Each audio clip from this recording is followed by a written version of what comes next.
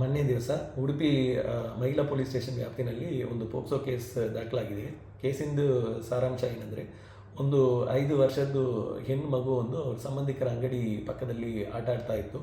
ಅದೇ ಸಂದರ್ಭದಲ್ಲಿ ಅಲ್ಲಿ ಯಾರೋ ಬಂದ ಅಪರಿಚಿತ ವ್ಯಕ್ತಿ ಮಗುಗೆ ಕೈ ಸನ್ನೆ ಮಾಡಿ ಚಾಕ್ಲೇಟ್ ಕೊಡ್ತೀನಿ ಎಂದು ಹೇಳಿ ಕರೆಸ್ತಾ ಇದ್ದಾನೆ. ಅಂಗಡಿಯಿಂದ ಸುಮಾರು ಒಂದು 20 ಮೀಟರ್ ದೂರದಲ್ಲಿನೇ ಒಂದು ಗಲ್ಲಿ ಇದೆ.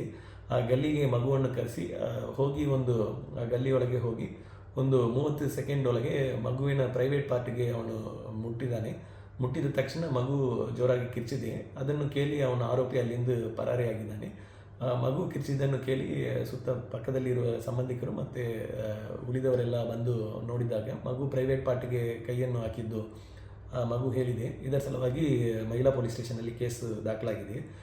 ಅದು ಯಾರ ಅಪರಿಚಿತ ವ್ಯಕ್ತಿ ಎಂದು CCTVಯನ್ನು ವೆರಿಫೈ ಮಾಡಿದಾಗ ಅಲ್ಲಿ ಅಕ್ಕಪಕ್ಕ ಜಾಗದಲ್ಲಿ ಅವನು ಭಿಕ್ಷೆ ತಗೊಳ್ಳಕ್ಕೆ ಬಂದಿದ್ದಾನೆ. ಕನ್ನಡ ಮತ್ತು ತುಳುವನ್ನು ಭಾಷೆಯಲ್ಲಿ ಭಿಕ್ಷೆ ಕೇಳಿದ್ದಾನೆ ಎಂದು ಸಾರ್ವಜನಿಕರು ಮಾಹಿತಿ ಕೊಟ್ಟಿದ್ದಾರೆ, ಸ್ಥಳೀಯರು. ಮತ್ತು ಅವನದು ಫೋಟೋವನ್ನು ಈಗಾಗಲೇ ಸಾರ್ವಜನಿಕರಲ್ಲಿ ಶೇರ್ ಮಾಡಲಾಗಿದೆ.